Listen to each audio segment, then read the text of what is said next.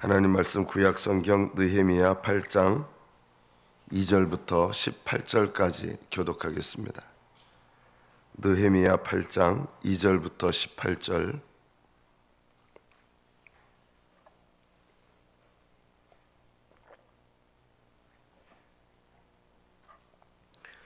(2절부터) 교독합니다. 일곱째 달 초하루에 제사장 에스라가 율법책을 가지고 회중 앞 곧 남자나 여자나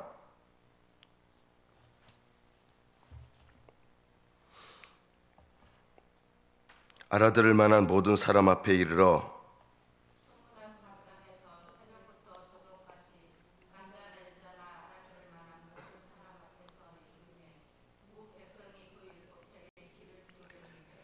그때 학사 에스라가 특별히 지은 나무 강단에 서고 그의 곁 오른쪽에 선 자는 마따디아와 스마와 야나와 우리야와 힐기야와 마세야요, 그의 왼쪽에 선 자는 부다야와 미사엘과 말기야와 하숨과 하스바다나와 스가랴와 무술람이라.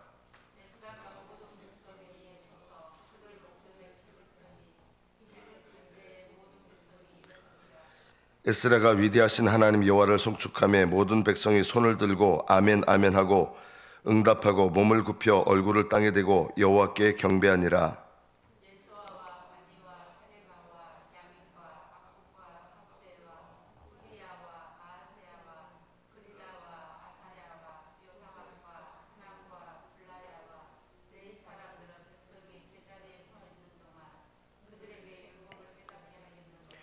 하나님의 율법책을 낭독하고 그 뜻을 해석하여 백성에게 그 낭독하는 것을 다 깨닫게 하니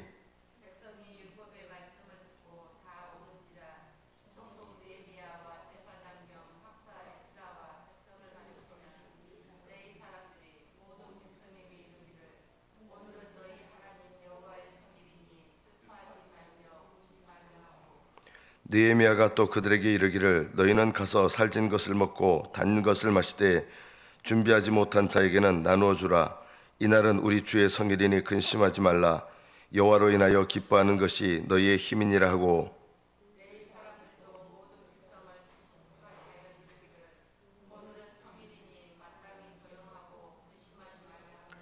모든 백성이 곧 가서 먹고 마시며 나누어 주고 크게 즐거워하니 이는 그들이 그 읽어 들려준 말을 밝히 알미라.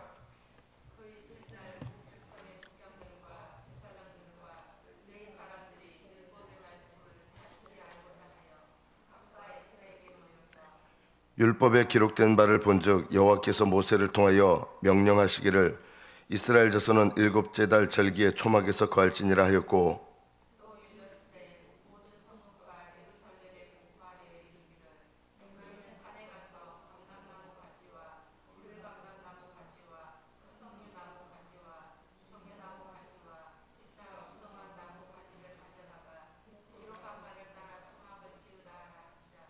백성이 이에 나가서 나뭇가지를 가져다가 혹은 지붕 위에 혹은 뜰 안에 혹은 하나님의 전뜰에 혹은 숨은 광장에 혹은 에브라임 문 광장에 초막을 짓되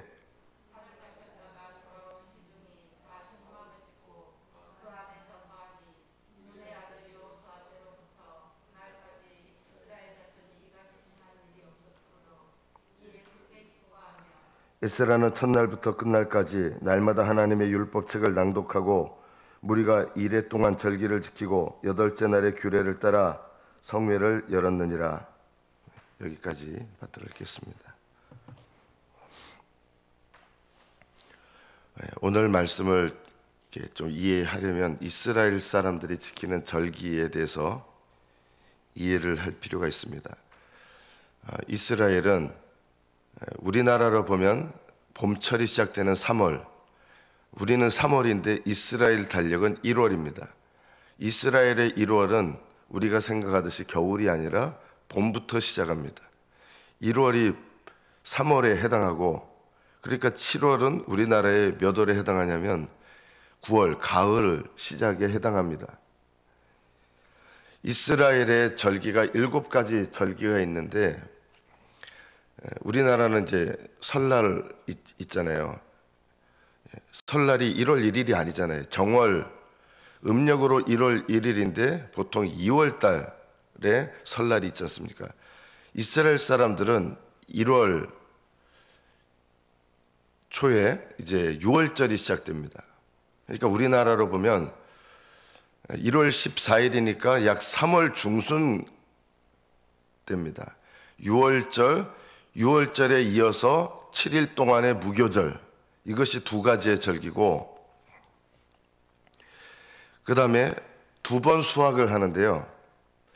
우리가 생각하듯이 이제 우리는 가을에 수확을 하는데 이스라엘은 봄철에 수확하는 게 있고 가을철에 수확하는 게 있어요. 여러분, 우리나라도 보리 수확을 봄쯤 하잖아요. 가을에 하는 게 아니라.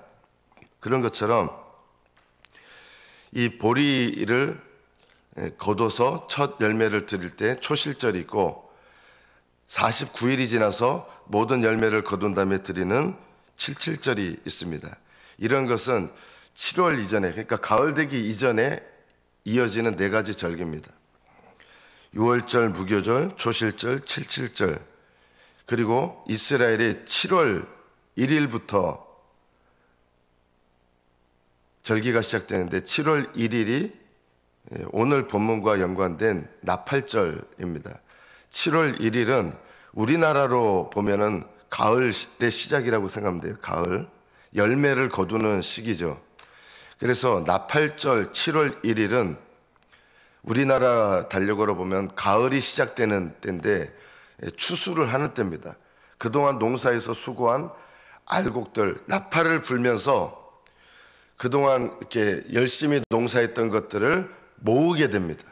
이게 나팔절입니다. 나팔절이 상징하는 것이 무엇이겠습니까? 하나님께서 이스라엘 백성에게 나팔절을 계시에서 지키라고 하신 이유는 그냥 추수해서 하나님께 감사해라 이런 의미가 아니라 영적인 의미가 담겨 있는 것입니다. 나팔절은 예수님의 재림을 상징하는 절기입니다. 그래서 알곡들을 모으게 되는 것이 나팔을 불어서 7월 1일 날 나팔을 불면 모든 그동안 익었던 알곡들을 모으게 됩니다. 이게 나팔절이죠. 그래서 나팔절은 예수님의 재림을 상징하는 절기고, 예수님께서 재림하실 때 마지막 천사, 요한계시록에 보면 7째 천사가 마지막 나팔을 불게 되는데, 이 마지막 나팔을 불게 되면 진노의 심판이 일어나기 직전에 일어나는 일이 있습니다. 그것이 바로 알곡을, 나팔절에 나팔을 불면 알곡을 모아드리는 것처럼 마지막 7째 천사가 심판의 나팔을 불면 이 땅에서는 심판을 받지만 하나님께서 알곡으로 여기신 자들은 주님이 재림하실 때 공중에서 예수님을 영접하게 합니다. 모든 알곡들이 예수님 앞에 모이게 됩니다. 이것이 나팔절이 상징하는 것입니다. 오늘 이 느헤미야 8장 2절에 보면 7째 달 초하루에 7월 1일이죠. 이게 나팔절에 일어난 일이에요. 그리고 그 다음에 보면 오늘 읽은 본문의 뒷부분에 보면 초막절에 대한 얘기가 나옵니다. 초막절은 7월 15일부터 일주일 동안 지키는 절기입니다. 그런데 이 나팔절과 초막절 사이에 중요한 절기, 어떻게 보면 가장 중요한 절기가 있습니다. 이스라엘 백성에게.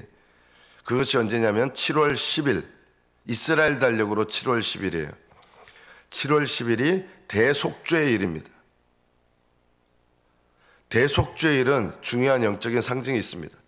예수님이 이 땅에 재림하셔서 모든 알곡들을 모으는 것을 상징하는 날이 나팔절이라 그러면 7월 10일 대속죄일은 예수님께서 재림하셔서 이제는 모든 신자들이 그리스도 안에서 부활해서 모든 영혼과 육체까지 구원받는 완전한 구원의 역사가 완성되는 날이 대속죄일입니다. 그래서 나팔절 이후에 7월 10일 날 대속죄일 날 이스라엘 백성들은 대제사장이 1년에 딱 한 차례 피를 뿌리고 대속죄일에 희생을 잡고 그 피를 가지고 성소와 지성소 사이에 막혀있는 휘장에 이제 뿌리고 1년에 단 한 번만 대제사장이 그 휘장 안으로 들어갑니다. 이 날 외에는 대제사장도 지성소 안에 들어가면 죽습니다. 대제사장은 1년에 단 하루만 들어갑니다. 이것이 대속죄일입니다. 속죄일이면 속죄일인데 왜 대속죄일이라고 하느냐? 이것은 모든 죄가 영속되는 때를 상징하기 때문입니다. 영속이라는 말은 영원히 속함을 얻는다 이런 뜻이에요. 영속이라는 말은 완전히 모든 죄가 다 끝나는 거예요. 여러분 육체는 아직 죄의 영향을 받아요. 돌아가십니다. 언젠가요. 죄의 영향을 받아요. 육체가 부활하야 우리의 죄에 어떤 근거도 죄가 역사하는 어떤 연약함도 없게 되는 거예요. 그래서 7월 10일 대속죄일이 상징하는 것은 예수님께서 재림하셔서 모든 알곡 신자들을 모으셔서 부활하게 하셔서 이제는 더 이상 죄의 영향도 받지 않는 그런 영광으로 들어가는 것, 이것이 7월 10일 대속죄일이 상징하는 것입니다. 이것이 6번째 절기입니다. 이 대속죄일이 지난 다음에 7월 15일부터 일주일 동안 이스라엘 백성들이 주변에 있는 나뭇가지들을 주워다가 얼기설기 그냥 임시 집을 만드는 거예요. 초막이에요. 그게요. 나뭇가지나 이런 것들을 모아가지고 뭐 집을 제대로 짓는 건 아니에요. 왜냐하면 집을 또 지을 수는 없으니까 순식간에.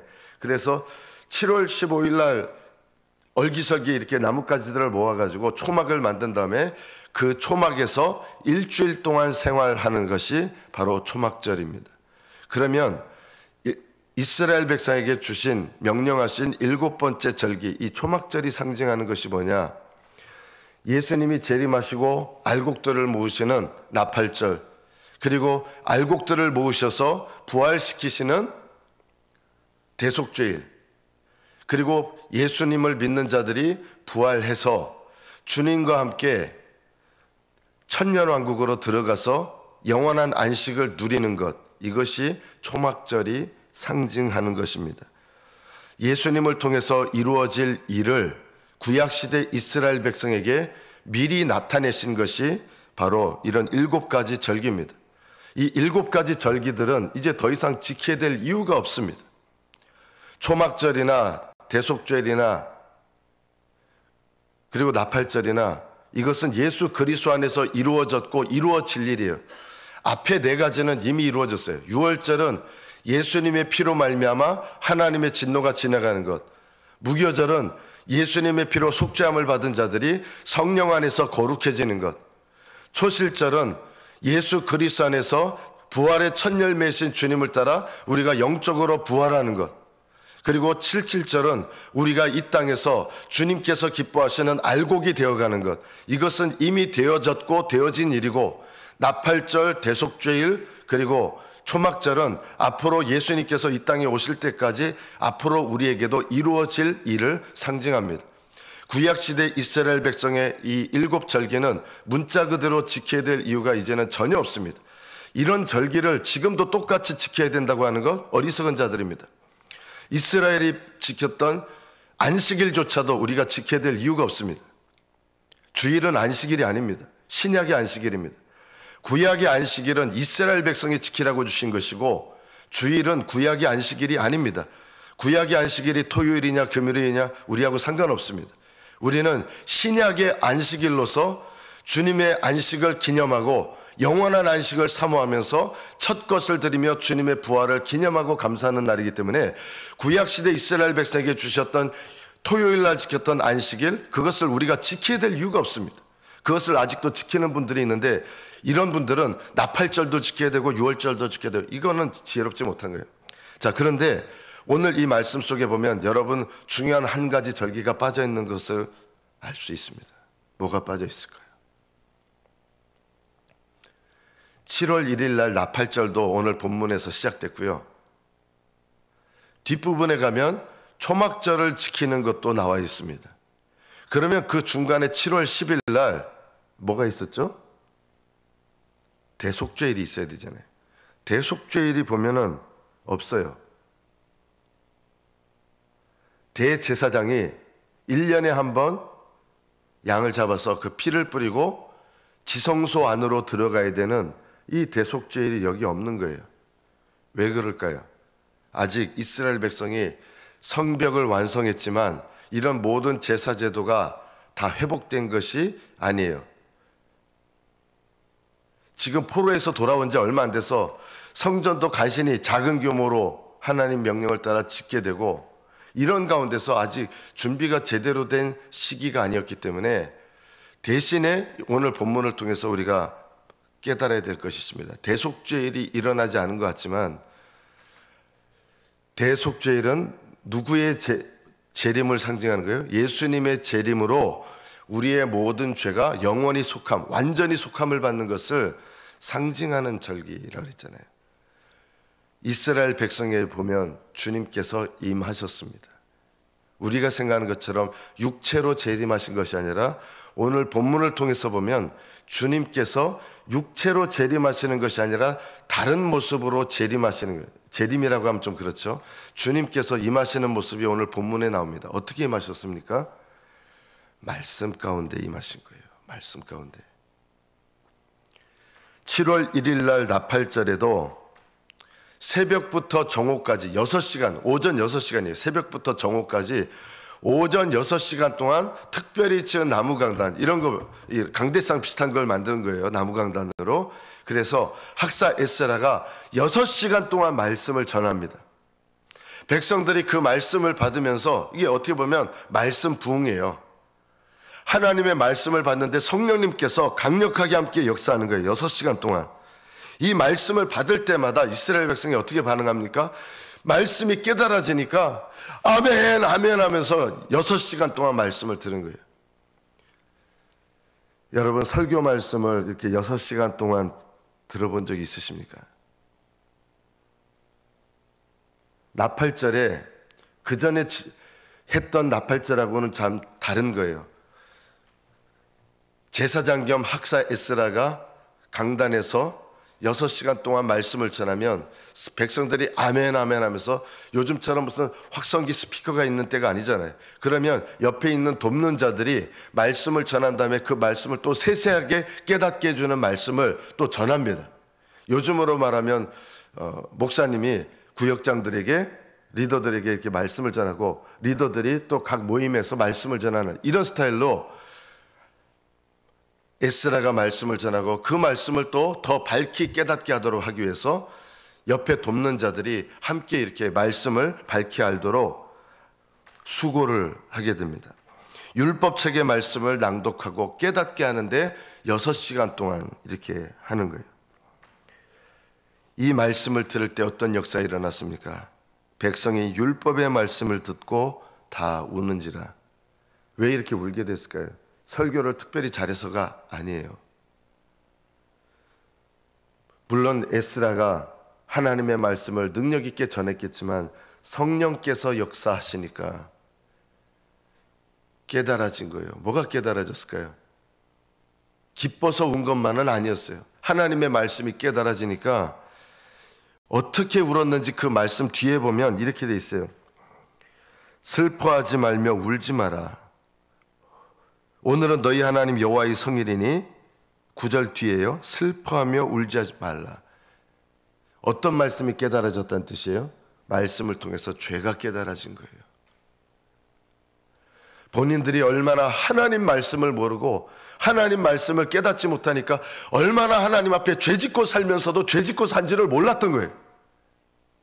그런데 에스라가 말씀을 증거할 때 그 말씀과 함께 자기들이 얼마나 하나님의 말씀을 몰랐는지, 그리고 얼마나 하나님의 말씀을 어기면서 살아왔는지 비로소 그게 깨달아지면서 슬퍼하며 울기 시작한 거예요. 이것이 어떤 의미에서 보면 여러분 대속죄일입니다. 깨닫는 말씀으로 임한 거예요. 내 죄가 깨달아지는 말씀으로 임했어요. 제사장이 1년 한 차례 지성소에 들어가는 이 제사를 아직 드릴 수는 없었지만 나팔절이 말씀으로 임하고 대속죄일이 말씀으로 임해서 이스라엘 백성이 하나님 말씀을 듣고 깨달아지고 우는 거예요. 그러니까 에스라가 슬퍼하며 울지 말라. 오늘은 기쁨으로 하나님께 예배하는 성일이다 하면서 위로하는 거예요. 진정으로 깨닫고 슬퍼하는 자에게는 하나님께서 위로하세요. 그냥 값싸게 위로하는 게 아니에요. 오히려 이 슬픔 가운데서 하나님께서 이렇게 슬퍼하며 운다는 것은 하나님께서 그들의 회개를 받으셨다는 뜻입니다. 그래서 하나님께서 그들의 회개를 받으셨기 때문에 어떻게 여겨야 됩니까? 기뻐하셔야 되는 겁니다.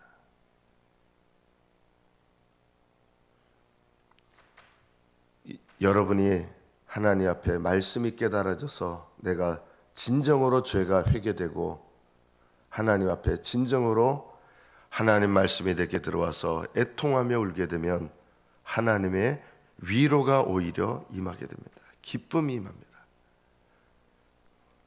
우리의 삶 속에 말씀을 듣고 다 우는지라 이런 은혜, 이것이야말로 제사장이 1년에 한 차례 지성소에 들어가는 이것보다 더 위대한 게 뭐예요? 사실은 백성들이 자기 1년에 한 차례씩 제물들을 가져와 가지고 그것의 피를 상징적으로 뿌려가지고 지성소에 들어가지만 이것보다 더 실제적인 일이 뭡니까? 하나님 앞에 회개하고 돌이켜서 내 인생의 방향이 새로워지고 내 삶의 방향이 새로워지고 하나님 앞에 지성소로 들어간다는 게 뭡니까? 주님과 함께 사는 주님의 임재 가운데 거하는 거 아니겠습니까? 이게 진짜 대속죄일입니다. 대속죄일의 상징이 뭐예요? 휘장 안으로 들어가서 하나님의 임재가 나타나는 그 지성소 안에 들어가는 게 대속죄일이라 그러면 이거는 우리가 더 이상 지켜야 될 이유가 없어요. 지성소도 없어요. 진짜 지성소는 뭐예요? 이 땅에 사는 동안 내가 주님과 함께 주님의 임재 속에서 사는 것, 이것이 내 인생의 지성소 아니겠습니까? 내가 성령 안에서 사는 것, 이것이 지성소가 아니겠습니까? 내가 하나님의 성령으로 말미암는 말씀 안에서 사는 것, 이것이야말로 진짜 지성소가 아니겠습니까? 하나님과 친밀한 관계 속에서 하나님과의 친밀한 임재 속에서 살아가는 것, 이것이 바로 진짜 대속죄일입니다. 이스라엘 백성들이 울면서 어떤 사람들은 너무 감격하고 감사하는 말들, 어떤 사람들은 울면서 통곡하는 말들, 어떤 사람들은 기쁨으로 외치는 말들, 이런 말들이 막 이제 섞여가지고 큰 소리가 이제 나는 거예요. 우는 사람도 있고 기뻐하는 사람도 있고. 나쁜 거 아니죠. 그러면서 에스라가 마땅히 조용하고 근심하지 마라. 이제 더 이상 울지 마라. 하나님 받으셨기 때문에 기뻐하라는 거예요. 이제는 하나님 내 회개를 받으시면요, 찬양하고 감사하고 기뻐해야 돼요. 여러분, 죄책감에 속지 마십시오. 죄책감은요, 죄를 깨닫는 게 아니라 죄에 짓눌리는 게 죄책감이에요. 하나님께서 우리에게 주시는 거는 죄에서 자유케 함을 주셔서 기뻐하게 하시는 거지, 죄책감에 짓눌려 가지고 거기서 헤어나지 못하는 것, 이거는 성령께서 역사하시는 것이 아닙니다. 하나님은 우리로 하여금 근심케 하시고 깨닫게 하셔서 회개하게 하시고 진정으로 회개하게 한다면은 성령께서 주시는 기쁨이 있는 겁니다. 기쁨, 자유함이 있는 겁니다. 이것이 그리스도 안에서 우리에게 이루어지는 것입니다. 말씀을, 그들이 그 읽어 들려준 말씀을 밝히 암이라. 이렇게 말씀의 임재가 나타나니까 서로 나눠주는 거예요. 아낌없이 서로 위로하고 먹고 마시고 나누어주고 함께 즐거워합니다. 이것이 어떻게 보면 진짜 교회 모습 아닙니까? 이것이 성령 충만한 모습 아니겠습니까? 말씀으로 임하니까 하나님의 성령께서 그 말씀과 함께 역사하시는 것이죠. 13절부터 이 기쁨 속에서 하나님께서 회개하는 이스라엘 백성에게 은혜를 베푸셔서 이제는 기뻐하라고 하시잖아요. 그래서 7월 15일부터 일주일 동안 이제는 초막절을 지키도록 명령합니다. 이스라엘 백성이 초막을 지었습니다. 그리고 일주일 동안 초막에 들어가서 사는데 여호수아 때, 이때 이후로 초막절을 지킨 적이 단 한 번도 없었던 거예요. 이스라엘 백성 전체로. 놀라운 일이죠. 사사시대 때도 한 번도 안 했어요. 하나님께서 매년 1년에 한 번은 초막절을 지키라고 했는데 여호수아 때로부터 이렇게 초막절을 지킨 적이 없었어요. 혹시 또 일부분 지켰을지 모르지만 이런 기쁨이 임한 적이 없었어요. 그냥 얼기설기 그냥 대충 만들고 뭐 개인적으로 했을지는 모르겠어요. 그러나 말씀으로 임하니까 회개와 기쁨이 일어나고, 이런 기쁨 속에서 진정한 초막절, 주님과 영원히 함께 거하는 그 천년 왕국의 삶을 상징하는 것이 초막절이라 그랬잖아요. 이 초막절의 기쁨, 영원한 기쁨, 영원히 주님과 함께 사는 기쁨, 이 초막절의 기쁨이 이스라엘 백성이 이때 초막절을 지으면서 별거 아닌 누추한 그런 집이지만, 임시집이지만 이 안에 거하면서 하나님께서 주시는 기쁨이 임한 거예요. 이스라엘 백성이 포로에서 돌아왔잖아요. 알곡이 됐잖아요. 이 땅에서 짓눌려 살던 우리가 그리스도 앞에서 모이는 것처럼 포로됐던 이스라엘 백성이 돌아와서 나팔절을 지키고 말씀으로 임하면서 죄가 깨달아져서 진정으로 회개하고 용서를 받고, 그 용서의 기쁨 속에서 주님과 함께 거하는 기쁨의 삶을 사는 초막절, 오늘 이것이 바로 저와 여러분에게도 예수님을 기다리면서 이루어져야 될 절기입니다. 우리에게 4가지 절기는 이미 이루어졌습니다. 여러분은 죄사함을 받았고 그리스도 안에서 거룩한 자가 되었고, 첫 열매이신 예수님을 따라 77절 그리스도 안에서 부활의 자격을 얻은 부활의 자녀가 되었습니다. 우리에게 일어나야 될 일들, 다시 주님 앞에, 다시가 아니죠, 재림하실 주님 앞에 모일 그날, 휴거돼서 모일 그날, 그리고 영원히 우리의 육체도 부활할 그날, 주님과 영원히 함께 거하는 기쁨의 그날을 사모하면서 여러분이 말씀과 함께 기도 생활과 함께 날마다 승리하는 삶을 사시기를 축복합니다. 기도하겠습니다.